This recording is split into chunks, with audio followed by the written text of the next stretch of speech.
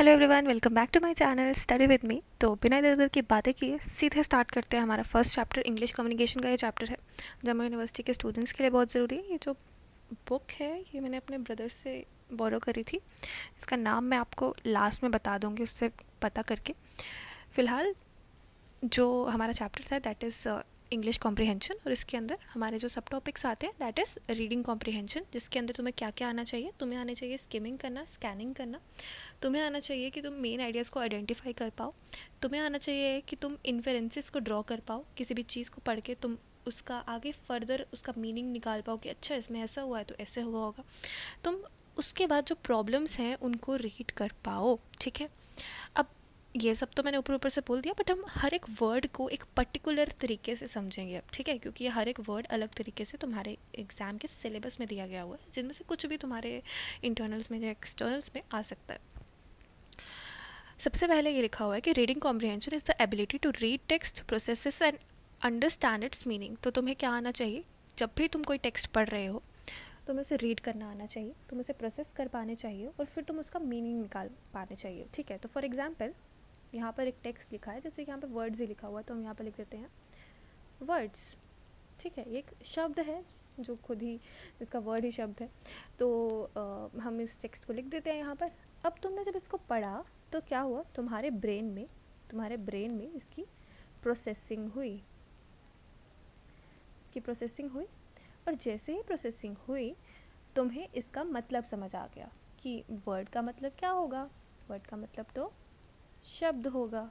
ठीक है, तुम्हारे ब्रेन ने इसका मीनिंग तुम्हें पहुंचा दिया। ठीक है, यही होता है कॉम्प्रिहेंड करना। अब हम किसी एक सिंगल वर्ड को नहीं पढ़ेंगे, हमारे पास बहुत सारे वर्ड्स होंगे जो एक पैराग्राफ की फॉर्म में लिखे होंगे। हम उन सबको जब रीड करेंगे हमारे दिमाग उसको प्रोसेस करेगा, तो अल्टीमेटली हम उसका मीनिंग निकाल लेंगे। अब इसको करने के लिए तुम्हें दो चीज़ें आनी चाहिए। ये दो चीज़ें क्या हैं, सबसे पहले तो तुम्हें वर्ड रीडिंग आनी चाहिए, और दूसरा तुम्हें आनी चाहिए लैंग्वेज कॉम्प्रिहेंशन। पहले तुम्हें क्या आनी चाहिए, वर्ड रीडिंग, और दूसरा तुम्हें क्या आनी चाहिए, लैंग्वेज कॉम्प्रिहेंशन। अब इन दोनों शब्दों का क्या मतलब है। वर्ड रीडिंग का मतलब हुआ कि तुम्हारे सामने कुछ सिंबल्स लिखे होंगे। ठीक है, जैसे अगर मुझे नहीं पता ये क्या लिख हो रहा है, पर मैंने चाइनीज़ में या जिसमें भी कुछ लिख दिया सपोज़, ठीक है, कोरियन में जो भी लैंग्वेज होती है व्हाटएवर, तो मैंने कुछ लिख दिया। अब जब तक तुम्हें नहीं पता कि ये इस इंडिविजुअल वर्ड का क्या मतलब है, इस इंडिविजुअल वर्ड का क्या मतलब है, तब तक इन अल्फ़ाबेट्स को जानकर तुम पूरे वर्ड को नहीं समझ पाओगे। ठीक है, तो सबसे पहले तो तुम्हें क्या आनी चाहिए, वर्ड रीडिंग आना चाहिए। जो तुम्हारे सामने सिंबल्स लिखे हुए हैं, जैसे कि ये जो हमारे पास सिंबल्स होते हैं ए, ठीक है, B, C, D, these are symbols. ठीक है, ये जो अल्फ़ाबेट्स हैं ये सिंबल्स ही तो हैं। ये कुछ एक इस तरीके का निशान, इस तरीके का निशान, इस तरीके का निशान, जब ये तीनों मिलते हैं तो ए बनाते हैं। ठीक, तो जब तुम इन सिंबल्स को पढ़ते हो तुम उनका मतलब निकाल पाते हो।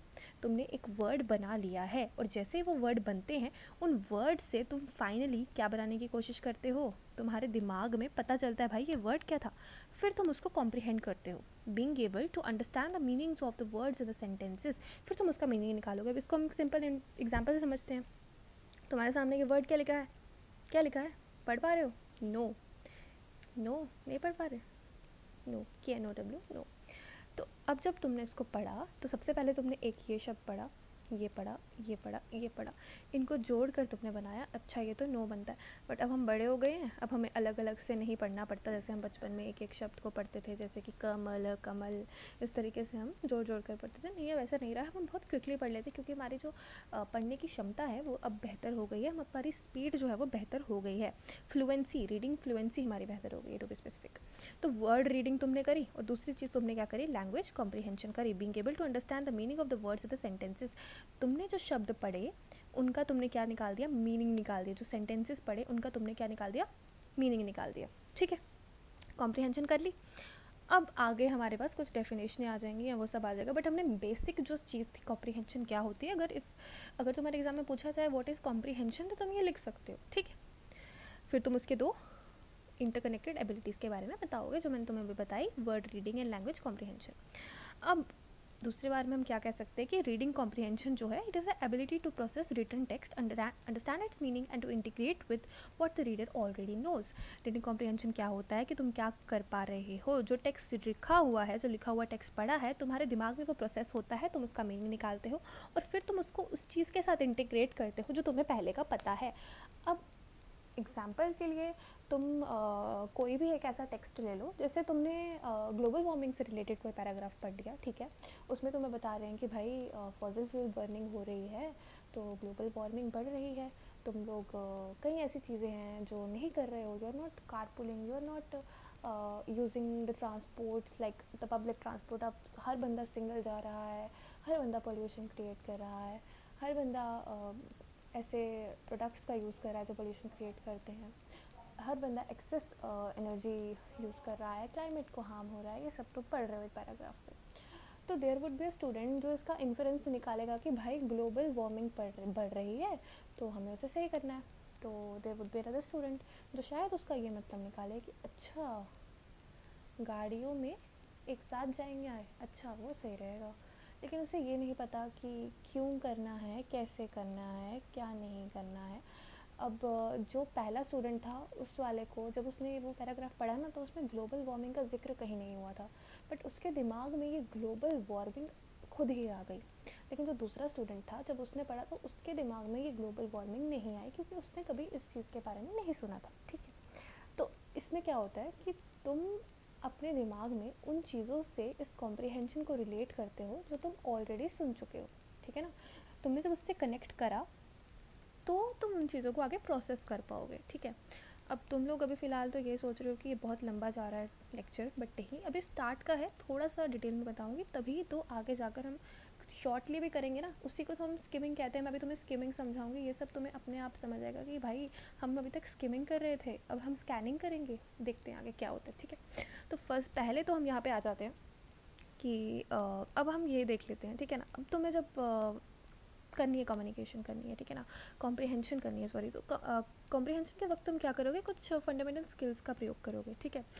फंडामेंटल स्किल्स क्या होंगी, पहले तो तुम्हें मैंने अभी अभी बताया कि तुम्हें शब्दों का मीनिंग पता होना चाहिए, know the meaning of the words. जब तक वोकैब स्ट्रॉन्ग नहीं होगी ना फिर तुम कॉम्प्रिहेंशन करने में उतने फ्लुएंट नहीं हो पाओगे। दूसरा वही वही वोकैबलरी यहाँ पे लिखी है भाई, वोकैबलरी पता होनी चाहिए, ये सब पता होगा तभी तो तुम ये सब कर पाओगे, ठीक है। सेंटेंस कंस्ट्रक्शन एंड कोहेशन होनी चाहिए, जब तुम सेंटेंस बनाओ तो कोहेशन का क्या मतलब होता है, कोहेशन का मतलब होता है जैसे तुमने कुछ wait wait wait let me check it again, हाँ कुछ पेज यहाँ पे स्किप हो गए हैं, wait let me tell you according to the pages, because ऐसे तो तुम बुक से कैसे रीड कर पाओगे फिर।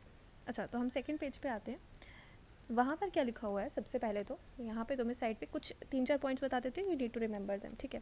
पहले तुमने क्या किया, पहले तुमने मीनिंग निकाला, क्या निकाला, पहले तुम्हें मीनिंग पता होना चाहिए वर्ड्स का, you should know the meaning of the words, ठीक है, फर्स्ट पॉइंट। सेकेंड पॉइंट क्या है कि तुम्हें क्या पता होना चाहिए, तुम्हें पता होना चाहिए understand the meaning of the word from, अच्छा तो तुम्हें जो कॉन्टेक्स्ट दिया जा रहा है उसके अकॉर्डिंग हो सकता है उसका कोई और मीनिंग हो, ठीक है, ये भी तुम्हें पता होना चाहिए कि actual meaning is this and other meaning can be something else according to the context, ठीक है। थर्ड चीज़ क्या होगी, follow the organisation of the passage and to identify antecedents. अच्छा अब जो पैसेज है ना उसके अकॉर्डिंग चलो, वो जिस तरीके से ऑर्गेनाइज है उस तरीके से उसको पढ़ो, ठीक है। उसके पीछे पिछले पैराग्राफ में क्या लिखा था, अब आगे क्या लिखा जाएगा, उसको रिलेट करने की कोशिश करो। Draw inferences from a passage about it's contents, identify the main thoughts of the passage. Inference तुमने निकाला, इन्फरेंस तुम्हें आगे बताया जाएगा इन्फरेंस क्या होता है, किस तरीके से तुम मतलब निकालते हो, उस पर जो लिखा होता है उसका एक्चुअल मीनिंग निकालते हो अपने दिमाग में। उसके बाद मेन थॉट, उस पैसेज में एक्चुअल में कहा क्या जा रहा है, उसका जो थॉट है वो आइडेंटिफाई करने की कोशिश करो। उसके बाद तुम क्या करो, आस्क क्वेश्चंस, क्या करो, क्वेश्चंस पूछो, क्वेश्चंस पूछो। उसके बाद तुम क्या करोगे, आंसर करो क्वेश्चन जो पैसेज में दिए गए हैं। टेक्स्ट को अपनी आंखों के सामने विजुअलाइज करो, टेक्स्ट को अपनी आंखों के सामने विजुअलाइज करो। उसके बाद जो हमारे पास पुरानी कुछ नॉलेज हो सकती है टेक्स्ट के रिगार्डिंग, है ना, पुरानी नॉलेज हो सकती है ना, तो उस पुरानी नॉलेज को भी तुम क्या करो, पुरानी नॉलेज को क्या करो, रिकॉल करो कि अच्छा पहले का मुझे ये सब पता है। फिर उसके बाद कन्फ्यूजन या अटेंशन प्रॉब्लम्स कुछ भी हैं कहीं पर भी आ रही हैं उनको समझो कि अच्छा मेरा जो रीडिंग स्पैन है वो यहाँ पे प्रॉब्लम क्रिएट करता है, मैं यहाँ पे थोड़ा स्लो हो जाता हूँ, मैं यहाँ पे पढ़ने में मुझे दिक्कत होती है, तो इम्प्रूव दैट, अपने अटेंशन स्पैन को क्या करो, इम्प्रूव करो, ओके। अब ये सब तो पॉइंट्स हो गए और यही पॉइंट्स तुम्हारे बहुत बार रिपीट होंगे, ठीक है ना। Comprehension skills can be applied as well as taught to all reading situation, ठीक है। समराइज करो, ठीक है, सीक्वेंस में चीज़ों को लगाओ, इन्फेरेंस निकालो, बताती हूँ इन्फेरेंस क्या होता है, कंपेयर करो, कंट्रास्ट करो चीज़ों को, कंक्लूजन्स निकालने की कोशिश करो, खुद से सवाल पूछने की कोशिश करो, प्रॉब्लम्स को सॉल्व करने की कोशिश करो, रिलेटिंग बैकग्राउंड नॉलेज जो लिखी हुई है उसको निकालने की कोशिश करो, फैक्ट और ओपिनियन में फ़र्क निकालो कि ये फैक्ट है, ये ओपिनियन। अब कहीं पे पैराग्राफ दिया होगा तो व्हेन यू रीड इट, तुम कहीं न्यूज़पेपर में एडिटोरियल्स पढ़ते हो या कुछ भी पढ़ते हो, वहाँ पे दो चीज़ें होती है, ठीक है, या तो एक पर्सन है उसने अपना ओपिनियन दिया है अबाउट अ सर्टन थिंग, या दूसरी चीज़ ये हो सकती है कि वहाँ पर कुछ एक ऐसा फैक्ट लिखा है, एक ऐसा तथ्य लिखा है। तो तथ्य और जो एक बंदे का अपना ओपिनियन होता है उसमें क्या डिफरेंस आ जाता है, ओपिनियन तो उसके दिमाग से आया लेकिन तथ्य जो है वो तो सत्य है, ठीक है। तो उसके बीच में डिफरेंस निकालने की कोशिश करो कि कहाँ पे जो है वो सही बात लिखी जा रही है, कहाँ पर बंदा जो है वो अपनी थॉट प्रोसेस से कोई चीज़ निकाल के तुम्हारे सामने प्रस्तुत कर रहा है, तो तुम्हें वो भी पता लगना चाहिए। ओके, अब मेन आइडिया निकालो, इंपॉर्टेंट फैक्ट निकालो, सपोर्टिंग डिटेल्स निकालो, ठीक है। अब तुम्हें क्या आना चाहिए, जब तुम कॉम्प्रिहेंशन पढ़ते हो ना तो तुम्हारे पास 6 असेंशियल स्किल्स होती हैं कॉम्प्रिहेंशन को पढ़ने की, ठीक है। वो मैं यहाँ पर साइड पे लिख देती हूँ कहीं पर, ओके, यहाँ लिख देते हैं, ठीक है। वो 6 असेंशियल स्किल्स क्या होती हैं? सबसे पहले तुम्हें क्या आनी चाहिए, टेक्स्ट की डिकोडिंग आनी चाहिए। क्या आनी चाहिए? टेक्स्ट की डिकोडिंग आनी चाहिए। जो टेक्स्ट वहाँ पर लिखा है तुम्हारा दिमाग उसको समझकर अपने से उसको डिकोड करे, अच्छा यहाँ पर ये शब्द लिखा है तो दिस इज़ द वर्ड, वो दिमाग तुम्हें बता दे भाई यहाँ पर ये लिखा हुआ है, तुम्हें ये चीज़ आनी चाहिए। फिर तुम्हारी फ्लुएंसी अच्छी होनी चाहिए। फ्लुएंसी मैंने कुछ देर पहले भी इस शब्द का प्रयोग किया था। फ्लुएंसी क्या होती है भाई? फ्लुएंसी क्या होती है कि तुम्हारी स्पीड, अब एक फ्लुएंसी तो होती है ना स्पोकन इंग्लिश में फ्लुएंसी, जब तुम बात कर रहे हो तो तुम किस स्पीड में बात कर रहे हो, बट दूसरी फ्लुएंसी जो होती है, फ्लुएंसी दिस इज जब तुम दिमाग में उस चीज़ को रीड कर रहे हो तो तुम कितनी स्पीड से उसको रीड कर पा रहे हो, क्योंकि जब तुम कॉम्प्रीहेंड करोगे किन चीज़ों को, या तो तुम बोल बोल के ज़ोर से बोल के करोगे या तो तुम दिमाग में करोगे। मोस्ट प्रोबेबली तुम दिमाग में करोगे because you would be sitting in a place जहाँ पे तुम एग्जाम देने बैठे होंगे या फिर तुम एक ऐसी सिचुएशन में होंगे, अब तुम्हारे सामने तुम बहुत बड़े कहीं कंपनी के मैनेजर हो, तुम्हारे पास आता है बंदा अपनी फाइल प्रेजेंट करता है, तुम ज़ोर से रीडिंग करना तो नहीं शुरू कर दोगे, you will process it in your brain, और उसमें पैराग्राफ्स लिखे हो सकते हैं, कुछ भी लिखा हो सकता है, and that you need to comprehend. तो उसको कॉम्प्रीहेंड करने की तुम्हारे पास स्पीड होनी चाहिए, तुम्हारे दिमाग में स्पीड होनी चाहिए। Then you have the vocab, तुम्हारी जो वोकैबुलरी है वो स्ट्रॉन्ग होनी चाहिए, ठीक है, वोकैबुलरी स्ट्रॉन्ग होनी चाहिए। उसके बाद तुम्हारे सेंटेंस की कंस्ट्रक्शन और उसको कोहेशन, कि पहला सेंटेंस जो है वो दूसरे से जुड़ना चाहिए, ठीक है। फिर उसके बाद है वर्किंग मेमोरी एंड अटेंशन, अपने दिमाग की जो अटेंशन है ना, अटेंशन स्पैन को इम्प्रूव करो और वर्किंग मेमोरी को इम्प्रूव करो। After that you have the decoding the reading comprehension, अब तुमने डिकोडिंग करी, ठीक है, डिकोडिंग, अब ये जो हर एक स्टेप है ना हम इसके बारे में छोटा छोटा सा इन्फॉर्मेशन ले लेते हैं, ठीक है। डिकोडिंग क्या होती है? एक वाइटल स्टेप है रीडिंग प्रोसेस का। Decoding relies on an early language skill called phonemic awareness, ठीक है। The skill is a part of an even broader skill का फोनोलॉजिकल अवेयरनेस, ये तो वही हो गया, मतलब फोनेमिक अवेयरनेस एक स्किल होती है और ये जो है फोनोलॉजिकल अवेयरनेस का एक पार्ट है, ठीक है। डिकोडिंग का मतलब ये होता है कि कनेक्टिंग एबिलिटी क्या है, ठीक है ना, जो अब इंडिविजुअल है वो साउंड्स को लेटर से कैसे कनेक्ट कर पा रहा है, जो कि मैं तुम्हें पहले बता दिया, ठीक है। जो साउंड लिखी होगी उसको लेटर में कन्वर्ट कर देना है। अब फ्लुएंसी क्या होती है, वो मैंने तेको बता दिया कि कितनी स्पीड में तुम रीड करते हो किसी वर्ड को, ठीक है, फ्लुएंसी भी हो गई। अब फ्लुएंसी के बाद हमारे पास जो अगली चीज़ आती है, फ्लुएंसी हो गई, हाँ, तो यहाँ तक ही तुम्हारा ये हो गया, ठीक है। बाकी मैं तुम्हें बता दी तुम्हारी वोकैबुलरी क्या होती है, तुम्हारा टेंशन स्पैन क्या होता है, व्हाटएवर। अब हम आते हैं हमारे अगले टॉपिक पे, ठीक है। यहाँ पे मैंने तुम्हें बता दिया वोकैबुलरी, पता है तुम्हें वोकैबुलरी क्या होती है, अच्छी वोकैबुलरी होगी अच्छे से पढ़ पाओगे, ठीक है। फिर तुम्हारी सेंटेंस कंस्ट्रक्शन और कोहेशन होनी चाहिए। बड़े सारे रीडर्स जो हैं relate what they have read to what they know, ठीक है ना, ज़्यादातर रीडर्स उसके साथ कनेक्ट करते हैं। तो बच्चों को क्या ज़रूरत है कि जो बैकग्राउंड और प्रायर नॉलेज है जब वो पढ़े ना उसको भी अपने साथ रखें। They also need to be able to read between the lines, ये एक बहुत अच्छा पॉइंट है, रीड बिटवीन द लाइन्स। तो जब कोई एक पॉइंट लिखा है, कोई एक लाइन लिखी है, उसके बाद फुल स्टॉप आता है, उसके बाद एक लाइन आती है, वॉट एवर, फिर फुल स्टॉप, फिर एक लाइन आती है, पर ये जो है ना फुल स्टॉप, इसके बीच में कुछ होता है जो लेखक ने अपने पैराग्राफ में नहीं लिख कर दिया होता। उस चीज़ को रीड वही कर सकता है जिसके पास नॉलेज होगी, जो लेखक की बातों को बिल्कुल अच्छे से समझ पाएगा, लेखक के भाव को अच्छे से समझ पाएगा, वही इन बिटवीन द लाइन्स वाली चीज़ों को पढ़ पाएगा जो वहाँ पर लिखी तक नहीं होंगी, ओके। अब जैसे यहाँ पे एक एग्जांपल दी है कि 1930 के टाइम पे ग्रेट डिप्रेशन हुआ था, ठीक है ना। तो अब एक बच्चा है, वो एक स्टोरी पढ़ रहा है कि भाई एक पुअर फैमिली थी 1930s की। अच्छा, उसने पढ़ लिया। अब एक बच्चा है जो जिसे पता है कि उस वक्त ग्रेट डिप्रेशन हुआ था, तो he would be able to relate to it in a better way than the child जिसको नहीं पता कि उस टाइम पर क्या चीज़ें चल रही थी, ठीक है। अब रीजनिंग करो, कंक्लूजन निकालो, ये सब करो, ठीक है। अब वर्किंग मेमोरी अटेंशन के लिए इन्होंने कुछ पैराग्राफ्स दिए, उनकी तुमने प्रैक्टिस करनी है, तो ये एग्जाम में आ सकते हैं, देयर आर चांसेस कि ये आएंगे, ठीक है। अब हमारे पास हमारा सेकंड टॉपिक आ जाता है स्किमिंग। हम ये अब क्विकली सारे टॉपिक्स फिनिश करेंगे क्योंकि तुम्हें एक्जैक्टली पता चल गया कॉम्प्रिहेंशन क्या होती है, ठीक है। स्किमिंग पे चलते हैं। स्किमिंग क्या होती है? अब पहले तो मैं तुम्हें बताऊंगी स्किमिंग और स्कैनिंग, तुम्हारे सिलेबस में दो चीज़ें दी गई हैं, उनके बीच का फ़र्क क्या है, ठीक है। फिर उसके बाद मैं स्किमिंग पे वापस आऊँगी, ठीक है। ये आ गई स्किमिंग, ये आ गई स्कैनिंग, ठीक है। जब तुम कोई पैराग्राफ पढ़ते हो, तुम क्या करते हो कि तुमने देखा अच्छा यहाँ पे ये लाइन लिखी है, अच्छा यहाँ पे ये लाइन लिखी है, अच्छा यहाँ पे ये लाइन लिखी है, ठीक है। फिर तुम्हें क्या होता है, अगली लाइन्स यहाँ पे लिखी हैं, ऐसे ऐसे whatever lines are written there, ठीक है। ये तुम्हारी एक न्यू किताब है, न्यू किताब खरीद दी, इंग्लिश की न्यू किताब लेकर आ गए। अब सोचा कल एग्ज़ाम है क्योंकि आज ही लाइन्स हुई, तो खोली किताब, तो ऊपर ऊपर से रीड करना शुरू कर दिया। अच्छा, इस चैप्टर में ये टॉपिक्स हैं, अच्छा इस चैप्टर में ये चीज़ें पढ़नी है। ये होती है स्किमिंग। स्किमिंग करते वक्त अब तो एक तो पूरी किताब की स्किमिंग हो गई है, या अगर तुम एक छोटे से पैसेज की, एक एस्से की स्किमिंग करो, तो तुम क्या करोगे, शुरुआत के जो पैसेजेस होंगे तो उनको ध्यान से पढ़ोगे, ठीक है। फिर जब तुम नीचे नीचे जाते जाओगे तो हर एक पैसेज का टॉपिक सेंटेंस पढ़ लोगे। जो सबसे पहला सेंटेंस होगा that is known as the topic sentence, तुमने उसको पढ़ लिया। फिर तुम क्या करोगे, लास्ट में चले जाओगे। और कंक्लूजन पढ़ने की जरूरत नहीं है क्योंकि कंक्लूजन जो ऑलमोस्ट पूरे चीज़ को कंक्लूड करता है, तो इतना टाइम तो तुम्हारे पास है नहीं क्योंकि एग्जाम तो कर लिया तुम्हारा।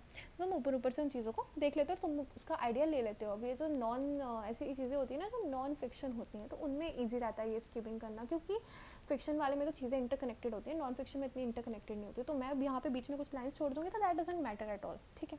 और स्कैनिंग क्या होती है? स्कैनिंग क्या होती है, जैसे तुम गए हो एग्ज़ाम देने, वहाँ पे क्वेश्चन पूछ लिया कि भाई कुनो नेशनल पार्क में कितने चीते लाए गए, ठीक है। तो तुमने क्या किया, ऊपर तुम्हें पैसेज दिया था, उसमें तुमने ढूंढा भाई नंबर कहाँ लिखा है, नंबर अच्छा यहाँ नंबर लिखा है, ये नंबर, ठीक है।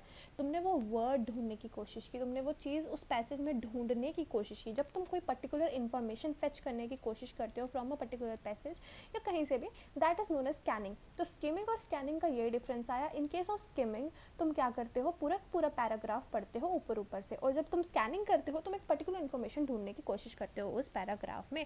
अब छोटा छोटा सा मैं बता देती हूँ कि एग्जाम में क्या क्या लिख सकते हो तुम। सबसे पहले तो पहले तुम डेफिनेशन लिख दोगे, ठीक है ना। Way you try to read more in less time, ठीक है। ज़्यादा पढ़ने की कोशिश करोगे कम टाइम में, ठीक है। ये सब तुम कर सकते हो। तो तुमने डेफिनेशन दे दी। फिर skimming is a great way to get a broad idea too. अच्छा, गुड एग्जांपल, हाँ ये वाला तुम एग्जांपल दे सकते हो कि जब तुम मैगजीन लेते हो उसके कुछ पेजेस को फ्लिप करके देखने की कोशिश करते हो, दैट इज़ स्किमिंग, ठीक है। कुछ स्किमिंग का होता क्या है, you try to understand the text in a short, ठीक है। Skimming is a method where you try to understand the text in short, ठीक है। ये हो गया। फिर यहाँ पर एक बताया कि by reading the first few paragraphs in detail. अब यहाँ पे ना ये वाली लाइन है जो मैंने अभी भी समझाई, फर्स्ट फ्यू पैराग्राफ्स डिटेल में पढ़े, उसके बाद हर पैराग्राफ की फर्स्ट लाइन पढ़ ली, और उन फर्स्ट लाइन को, फर्स्ट सेंटेंस को क्या कहते हैं, जो मैंने अभी भी बताया, टॉपिक सेंटेंस, उसको पढ़ा। और फिर जब तुम नीचे नीचे आए, फिर तुमने बोला अच्छा चलो ये हो गया हमारा रीड, कंक्लूजन पढ़ने की जरूरत नहीं है क्योंकि वही चीज़ तो कंक्लूजन में लिखी हुई है। ये हो गई तुम्हारी स्किमिंग, ठीक है। अब जल्दी से हम पढ़ेंगे स्कैनिंग, ठीक है।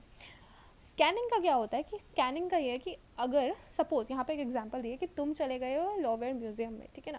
तो ये तुम हो, ये तुम लॉवेयर म्यूज़ियम में चले गए हो और तुम देखते हो, तुम ढूंढ रहे हो वहाँ पर मोनालिसा की पिक्चर कहाँ लगी है, ठीक है। तो यहाँ पर मोनालिसा की पिक्चर है बट तुम्हें नहीं पता कहाँ लगी है भाई, ठीक है।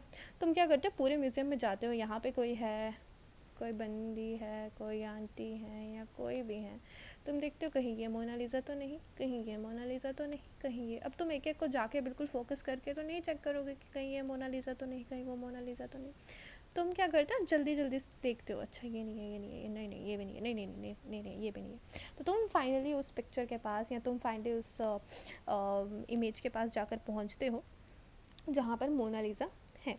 तो तुम देखते हो अच्छा दिस इज मोनालिसा, तो finally you will see her image, ठीक है। तो तुम्हें पता लग जाएगा कहाँ पर है। You would quickly walk through all the corridors and rooms, mainly glancing. तुम सिर्फ क्या करोगे, ग्लैंस करोगे, क्या करोगे, सिर्फ और सिर्फ ग्लैंस करोगे, ठीक है।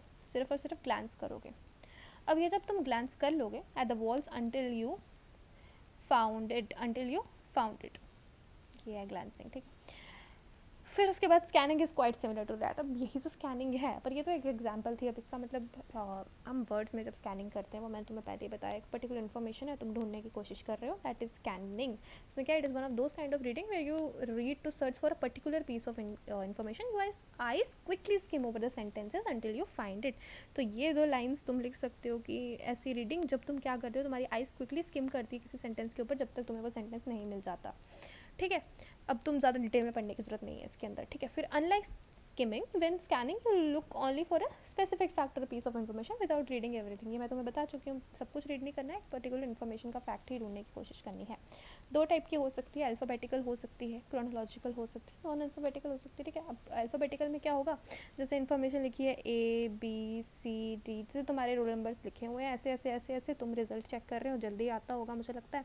यहाँ पे लिखा हुआ है, अच्छा मेरा A में नाम नहीं है, B में नाम नहीं है, C में नाम नहीं है, D में नाम नहीं है, ठीक है, तुमने ऐसे पढ़ा। या तुमने क्या किया, अपना क्रोनोलॉजी में देखा, तुमने अपना रोल नंबर डाला, टक टक टक टक टक, ये डाला, अच्छा सारे सब्जेक्ट पास। तो इस तरीके से तुमने चेक किया, अरेंज इन टाइम और न्यूमेरिकल ऑर्डर, या फिर न्यूमेरिकल ऑर्डर में वो अरेंज हो सकता है। इन्फॉर्मेशन कैन ऑल्सो भी arrange in non alphabetical order, non alphabetical में भी अरेंज हो सकती है, टीवी में जिस तरीके से होता है जब तुम ढूंढते हो कोई ना कोई चीज़, ठीक है ना। फिर उसके बाद ये सब तो वही सारी गप्पे आ गई। अब थोड़ा आगे चलते हैं। अब तुम क्या कर रहे हो, तुम कर रहे हो पैसेज रीडिंग। अब let me check if this is the right page, yes it is. तो अब तुम क्या कर रहे हो, आइडेंटिफाइंग मेन आइडियाज़। तो ये एक अलग टॉपिक है, ठीक है। मेन आइडियाज़ की सबसे पहले तो मेन आइडिया की डेफिनेशन लिखेंगे, ठीक है। मेन आइडिया क्या होता है, इज़ द प्राइमरी पॉइंट और concept that the author wants to communicate to the readers about the topic.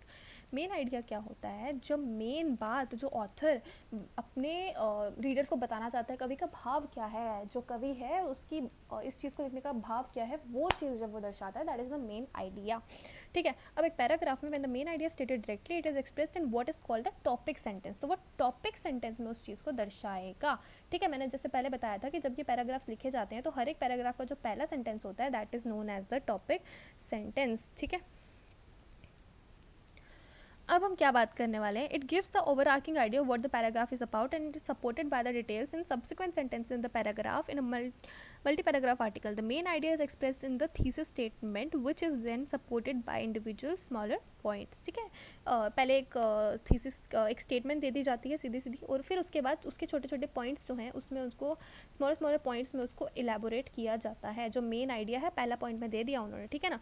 जैसे हम इसी पैराग्राफ की एग्जांपल दे देते हैं, ठीक है, इसी पैराग्राफ की एग्जांपल ले लेते हैं। इसमें उन्होंने पहले पैराग्राफ में की पहली लाइन में बता दिया कि मेन आइडिया क्या होता है।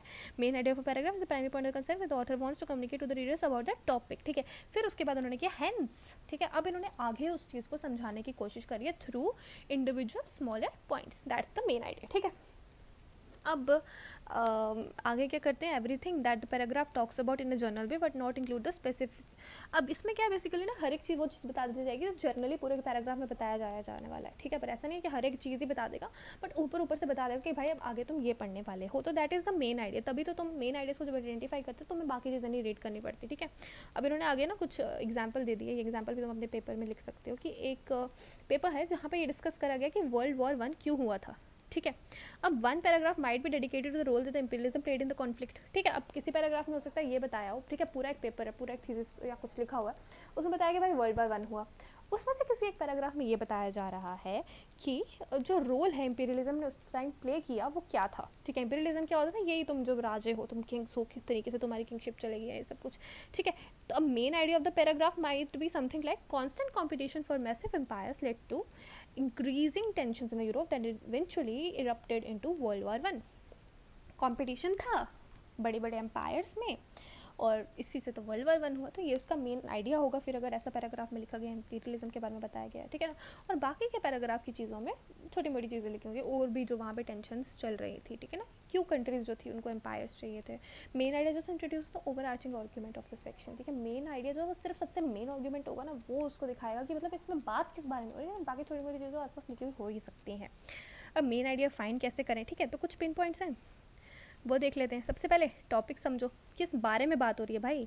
मेन आइडिया तो समझते हैं पर बात किस बारे में हो रही है, टॉपिक को समझो। अच्छा वर्ल्ड वॉर 1 के बारे में बात हो रही है, किसी और चीज़ के बारे में बात हो रही है। पैसेज को समराइज़ कर लो जल्दी से, ठीक है।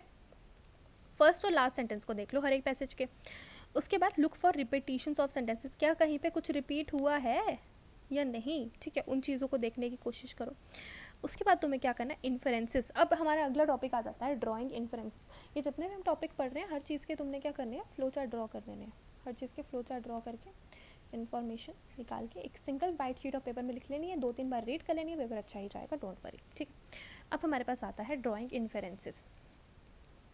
ड्राइंग इन्फरेंस का क्या मतलब होता है, इन्फरेंस एक ऐसा आइडिया होता है, ऐसा कंक्लूजन होता है that's being thought of using evidence and reason. दो चीज़ें याद रखनी है,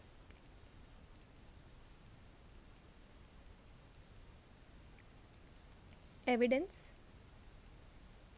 एंड रीज़न, ठीक है।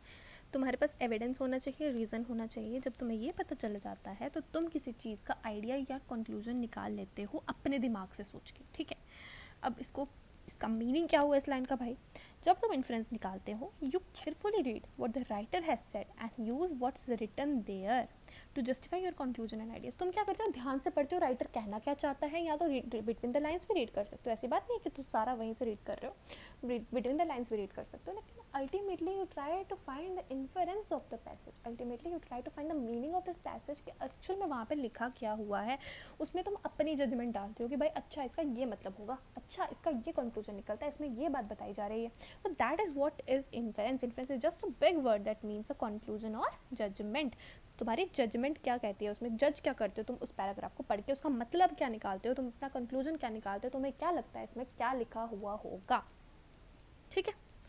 कुछ ऐसी चीज़ हो सकती है कभी कभार, जैसे यहाँ पे एक एग्जांपल दी है, तुम बैठे हो गाड़ी में तो तुम्हारे पीछे क्या है, गाड़ी आ रही है या कुछ भी आ रहा है, तुम्हें नहीं पता क्या है, वहाँ से आवाज़ आती है एंड ऐसी आवाज़ है जैसे कि कार क्रैश की आवाज़ होती है, तुम्हें पता लगता है, अच्छा बिना देखे तुमने इन्फ्रेंस निकाल लिया कि अच्छा यहाँ पे कार क्रैश हुआ होगा, लेकिन एक्चुअल में तो कुछ भी हुआ हो सकता है वहाँ पे। हो सकता है किसी ने स्पीकर पे वो कार क्लैश ब्रेक किया हो, या फिर दो गाड़ियाँ एक दूसरे से टकराई हो, दो व्हीकल्स एक दूसरे से टकराई हो, कुछ भी हो सकता है, कहीं टक्कर नहीं हुई हो, कुछ भी ना, कहीं कुछ और ही चौथी चीज़ हुई, कुछ भी वहाँ पर हो सकता है। तो ये सारी चीज़ें वहाँ पर हो सकती है। तो there are several ways to help you draw conclusion. बड़े ज़्यादा तरीकों से तुम कंक्लूजन निकाल सकते हो, तुम साउंड सुन के निकाल सकते हो, कुछ चीज़ देख के निकाल सकते हो, फील करके, स्मेल करके, टेस्ट करके, सब चीज़ें करके तुम क्या कर सकते हो, इन्फरेंसेस निकाल सकते हो किसी भी चीज़ के। अब आती है जनरल सेंस, ठीक है। जनरल सेंस में ये लिख दिया कि यार मीनिंग जो है वर्ड का may be implied by the general sense of its context that the meaning of the word incarcerated is implied in the following sentence. Murders are usually incarcerated for longer periods of time than robbers. You may infer the meaning of the incarcerated by answering this question. अच्छा, अब यहाँ पे इन्होंने क्या बोला कि कभी कभी तुम पैसेज पढ़ रहे होते हो ना, तुम्हें अपनी कॉमन सेंस लगाने की जरूरत पड़ जाती है। क्या लगाने की जरूरत पड़ जाती है, कॉमन सेंस। कभी कभार तुम एक ऐसा पैसेज पढ़ते हो जिसका तुम्हें कोई अता पता नहीं है कि अच्छा इसमें लिखा क्या हुआ है, इसमें ये वर्ड क्या है, भाई ये कौन सा नया वर्ड आ गया यहाँ पर, लेकिन स्टिल जब तुम उस पैसेज को पढ़ते हो ना, तुम्हें वर्ड का मीनिंग पता भी नहीं होता, लेकिन तब भी तुम उस वर्ड का मीनिंग निकाल ही लेते हो। अब जैसे यहाँ पर लिखा हुआ है, murders are usually incarcerated for longer periods of time than robbers, ठीक है। जब तुमने ये लाइन पढ़ी ना तो तुम्हें क्या लगा, ठीक है, तुम्हें इनकार्सरेटेड का मतलब नहीं भी पता था ना पहले, लेकिन जब तुमने ये लाइन पढ़ी ना तो इसका मतलब निकलता है कि अच्छा ये कोई ऐसी चीज़ है इनकार्सरेशन जो उन लोगों के साथ की जाती है जो गिल्टी हो, ठीक है, गिल्टी हो किसके, मर्डर के या रॉबरी के। लेकिन तुमने इस चीज़ का क्या मतलब निकाला, what have you inferred as the meaning of the word incarcerated. अगर तुम्हें इसका मतलब लगता है locked up in jail, prison और penitentiary, you correctly inferred the meaning of the incarcerated. तुमने क्या लाइन का मीनिंग पढ़ के ही निकाल दिया, इनकार्सरेटेड का मतलब पक्का यही होता होगा, जेल में रखना है, यहाँ कुछ ही है, क्योंकि यहाँ पे लिखा है मर्डर्स को ज़्यादा देर के लिए इनकार्सरेट किया जाता है देन द रॉबर्स, है ना। जो चोर होते हैं उनको कम किया जाता है, लेकिन जो खूनी होते हैं उनको ज़्यादा देर के लिए किया जाता है। तो इनकार्सरेट क्या होगा भाई, इनको मार चलाई जाती होगी, क्या होता होगा। अच्छा, मुझे लगता है लॉन्गर पीरियड्स ऑफ टाइम लिखा है तो मुझे लगता है पक्का जेल की बात हो रही होगी, इनको लॉक करके रखा जाता होगा, ठीक है। When the meaning of the word is not implied by the general sense of this context, it may be implied by examples. तुम्हें ऐसे नहीं समझ आ रहा, तुमने कुछ एग्जाम्पल्स ले ली, जैसे कि those who enjoy belonging to the clubs, going to the parties and invited friends often to their homes for dinner are gregarious. अब यहाँ पर इसका मतलब क्या है, जब तुमने यहाँ पे ये वर्ड पढ़ा कि वो लोग जो इन्जॉय करते हैं क्लब्स में जाना या पार्टीज़ करना या सब करना, वो बड़े क्या होते हैं, ग्रेगरियस होते हैं। अब तुमने जब इसको पढ़ा तो तुमने इसका मीनिंग निकालने की कोशिश किया, ठीक है। ग्रेगरियस का मतलब होता है कि जो लोग दूसरों के साथ रहना पसंद करते हैं, ठीक है ना। तो इसका मतलब तुम्हें क्लियरली समझ आ गया, ओके। अब You may infer the meaning of the Greek seriously by answering the question, what word or words describe people who belong to clubs, go to parties and often invite. तो इन सबको बोलते हो कि whatever. अच्छा, अब हम क्या करते हैं, हाँ इसका मतलब यही है, people who enjoy the company of others. अब हम करते हैं ये, जैसे एंटोनियम्स और कॉन्ट्रास्ट निकालने की कोशिश करोगे. अच्छा, इसका मतलब फेयरलेस है तो टिमरस तुम्हें नहीं बताओ तो उसका उल्टा पता लग जाएगा तुम्हें क्या होता है. ठीक है, इस तरीके से करने की कोशिश करो. अब हम आ जाते हैं प्रॉब्लम रीडिंग करने की कोशिश कैसे करोगे तुम. ठीक है, फिर वही बातें यहाँ पर दोबारा आ जाएंगी. ठीक है, शुरुआत को ढंग से पढ़ लिया तो अभी वही बातें रिपीट होने लगी हैं. तुम्हें क्या आना चाहिए, वर्ड्स को साउंड आउट करना आना चाहिए, उनके मीनिंग निकालना आनी चाहिए, दैट इज़ डिकोडिंग. फिर तुम्हें क्या आना चाहिए, तुम्हारी फ्लुएंसी सही होनी चाहिए. ठीक है, जब तुम रीड करो तुम्हारे दिमाग में तेज़ रीडिंग होनी चाहिए. ठीक है, फिर रीडिंग कॉम्प्रीहेंशन करना तुम्हें आना चाहिए. जो हम पूरा पढ़ रहे थे वो रीडिंग कॉम्प्रीहेंशन ही तो था.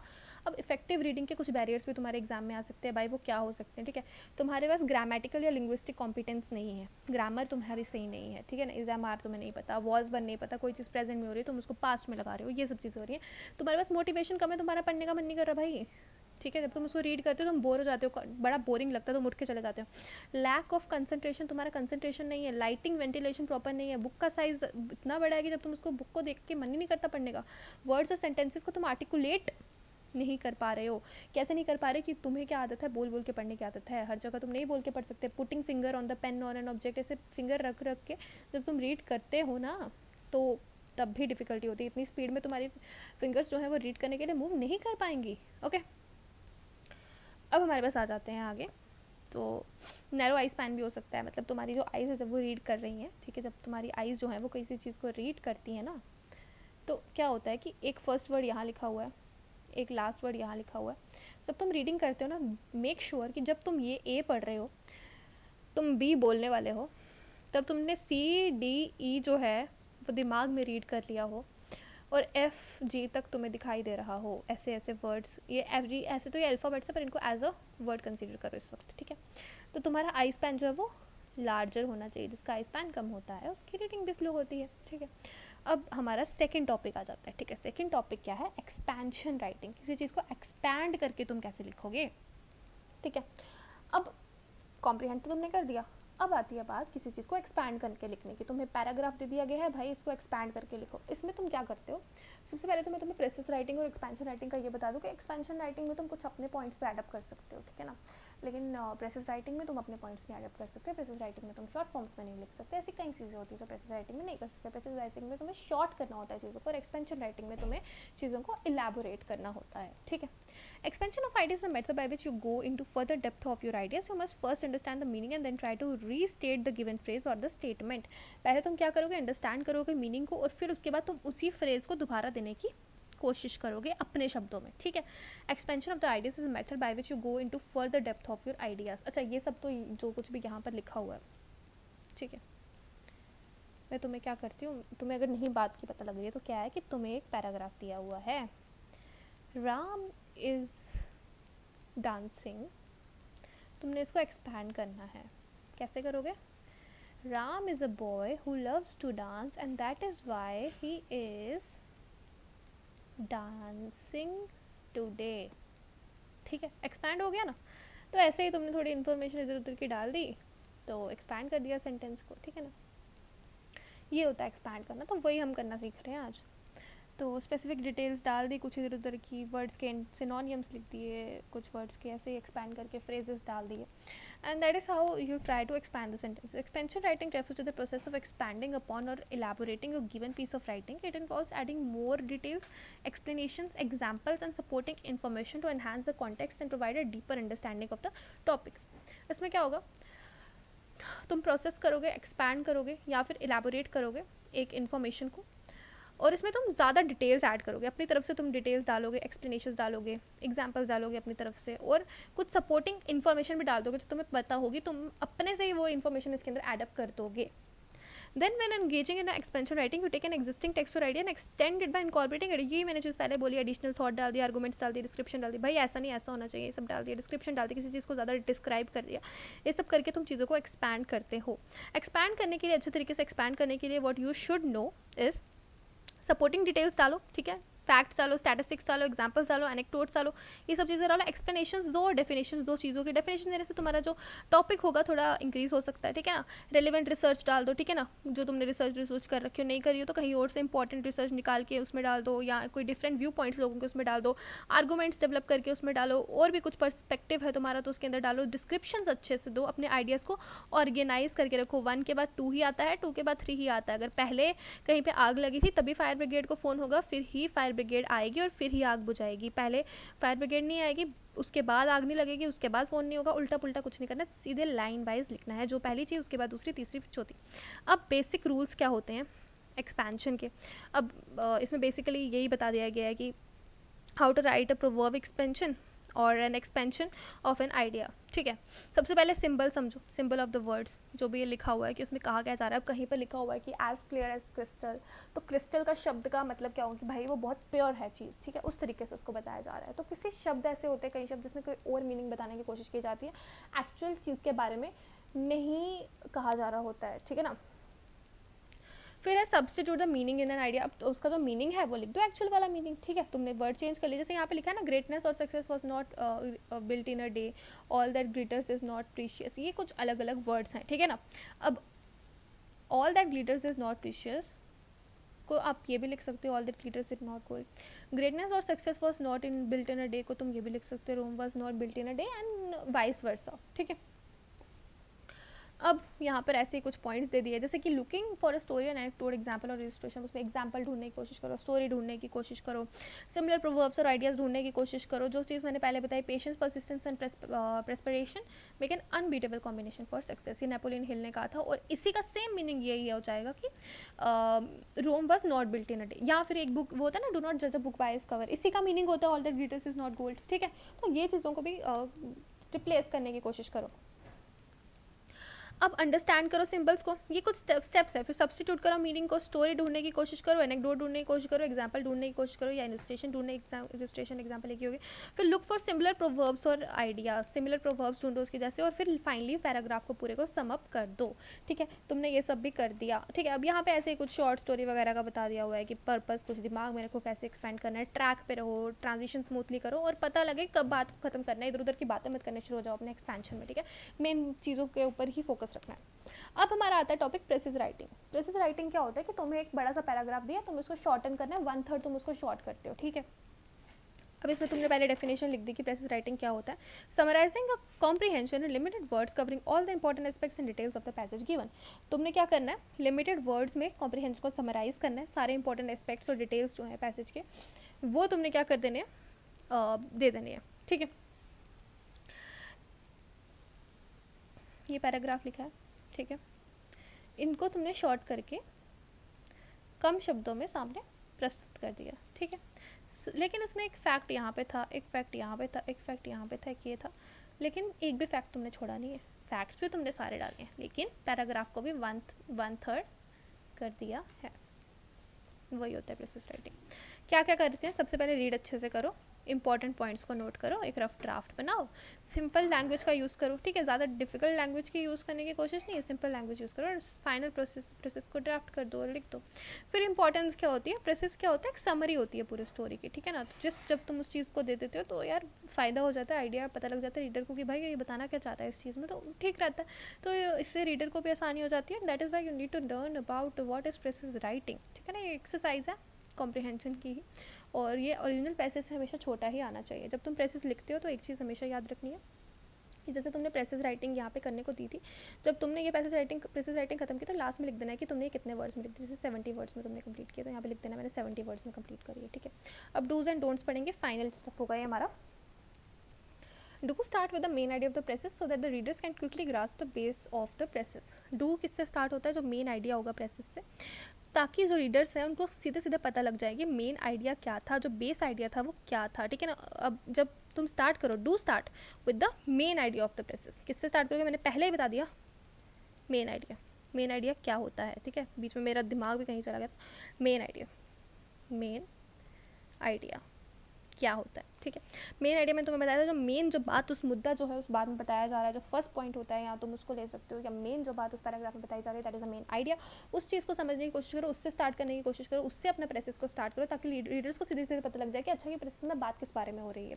फिर उसके बाद जो इनसिग्निफिकेंट इधर उधर की इन्फॉर्मेशन उसको रिमूव करो, प्रॉपर इन्वायरमेंट क्रिएट करो, सारे पॉइंट्स को उसके अंदर डालो। उसके बाद अपने प्रेसेस में अपना ऑब्जेक्टिव लिख दो कि भाई तुम क्यों ये प्रेसेस, मतलब इसमें क्या बात है, इस प्रेसेस को लिखा क्यों जा रहा है, और ओरिजिनल फ्लो में रखो, ऐसा नहीं इधर उधर कर दो तुम प्रेसेस के पॉइंट्स को, ठीक है। उसके बाद वर्ड काउंट हमेशा याद रखना 1/3 होना चाहिए, और हिस्टोरिकल फैक्ट जब कोई हो तो वो तुम मेंशन कर सकते हो, ठीक है। अब क्या नहीं करना है वो ज़्यादा इंपॉर्टेंट है। एब्रीवेशंस यूज़ नहीं करनी है, शॉर्ट फॉर्म्स यूज़ नहीं करनी है, फुल फॉर्म्स ही यूज़ करनी है। कोई भी फैक्ट अपनी मर्जी से नहीं डाल देना, जो उसमें लिखा होगा वही नीचे तुम्हारा जो प्रेसेस बनेगा उसमें वही आना चाहिए। कुछ खुद से क्वेश्चन नहीं पूछने, चाहे लेखक ने पूछ के रखे हो, चाहे लेखक ने कुछ काम करने को देकर रखा हो उसके अंदर, तुमने नहीं उस पैसेज में लिखना है, और एक ही कॉन्टेंट के ऊपर बार बार नहीं बोलते रहना है, ठीक है ना। और उसके बाद do not keep the precis too long, ज़्यादा लंबा भी नहीं रखना है, समरी है, ठीक है, शॉर्ट होनी चाहिए, क्रिस्प होनी चाहिए, और टू द पॉइंट होनी चाहिए, ठीक है।